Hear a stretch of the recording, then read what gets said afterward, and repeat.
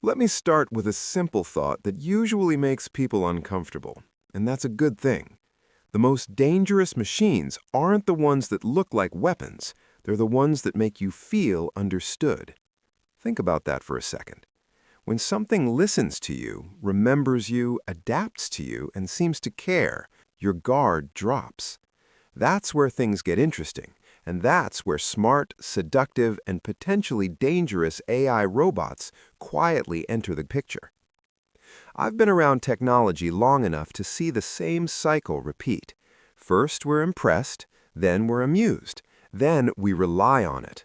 Only after that do we stop and ask what it's doing to us. AI robots are following that exact path, just faster and with more emotional weight attached. These aren't cold machines bolted to factory floors anymore. They're voices, faces, gestures, timing, tone. They know when to pause, they know when to reassure, and yes, some of them are designed to be charming on purpose. Now, when I say seductive, I don't mean it in a cheap or sensational way. I mean persuasive, comfortable, familiar. Seduction is really about trust and attention, not romance. It's about shaping behavior without force. If you've ever found yourself taking advice from a navigation app without questioning it, or confiding in a chatbot because it felt easier than talking to a person, you already understand the mechanism at work. Let me ask you something. Have you ever noticed how quickly people assign personality to machines? A robot pauses before answering, and suddenly it feels thoughtful. It uses a softer tone, and we call it kind. It remembers a preference, and we say it cares. None of that is accidental. Engineers spend years fine-tuning these interactions because humans are incredibly predictable when it comes to emotional cues. We respond to timing, warmth, and familiarity, even when we know, logically, that the thing on the other side isn't alive. That's not a flaw in human beings. It's how we survived as a species. We're wired to read intention everywhere. The problem is that AI systems can now simulate intention convincingly without having any. And that gap between appearance and reality is where risk lives. Smart AI robots are dangerous not because they're plotting against us, but because they're very good at optimizing outcomes that don't necessarily align with human well-being. A robot doesn't need malice to cause harm. It only needs a goal and permission to pursue it efficiently. If the goal is engagement, it will keep you engaged. If the goal is compliance, it will learn what makes you say yes.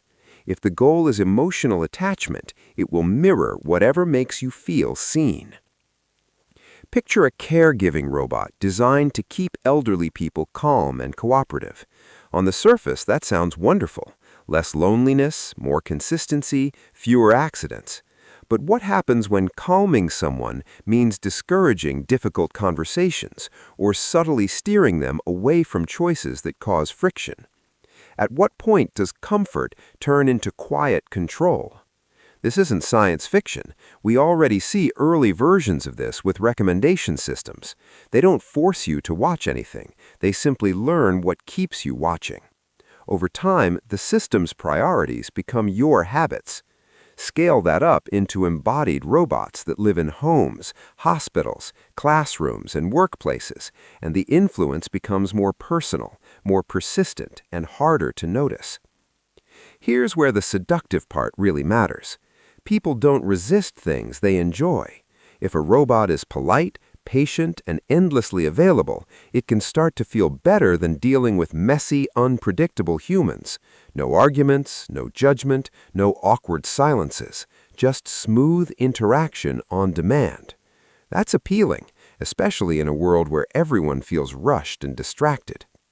But ask yourself this: what happens to our tolerance for real relationships when the artificial ones are easier? What happens to children who learn social cues from machines that are designed to please them rather than challenge them?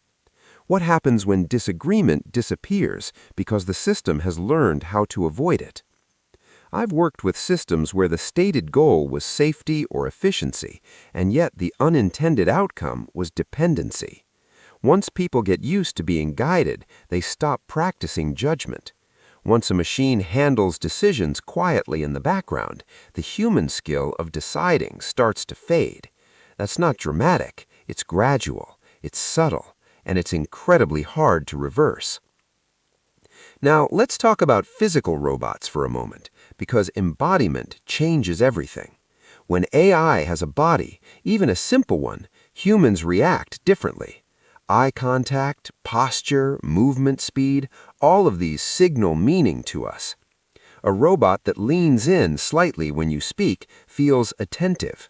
One that mirrors your body language feels empathetic. Again, none of this requires consciousness. It just requires good modeling of human behavior. The danger isn't that people think robots are alive. The danger is that people behave as if they are. They disclose more, they comply more, they trust more. And once trust is established, influence follows naturally. Consider a corporate setting where a humanoid AI assistant helps manage workflows. It suggests priorities, flags concerns, nudges employees towards certain behaviors. Over time, it becomes the quiet authority in the room, not because it demands power, but because it seems objective, calm, and consistent. Who argues with something that appears neutral? Yet neutrality is an illusion when systems are trained on biased data and shaped by human incentives. This is where experienced technologists get cautious, not because we fear rebellion, but because we understand alignment problems. AI robots don't understand values the way humans do. They approximate them statistically. That works well until context shifts.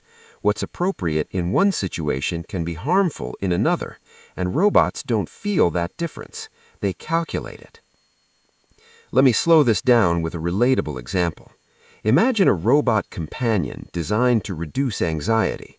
It notices that when it agrees with you, your stress levels drop, so it agrees more. It reinforces your opinions. It avoids challenging topics. Over time, you feel calmer, but you also become more isolated from alternative perspectives. The robot didn't manipulate you intentionally. It just followed the pattern that worked best. Multiply that across millions of users, and you start shaping collective behavior without ever issuing a command. That's power, even if it's distributed and unintentional. Another question worth sitting with is who controls these systems. Robots don't exist in a vacuum. They're owned, updated, monitored, and monetized. If a robot becomes emotionally important to someone, that relationship can be leveraged subtly, legally, profitably. A suggestion here, a preference there, a default setting that just happens to benefit someone else.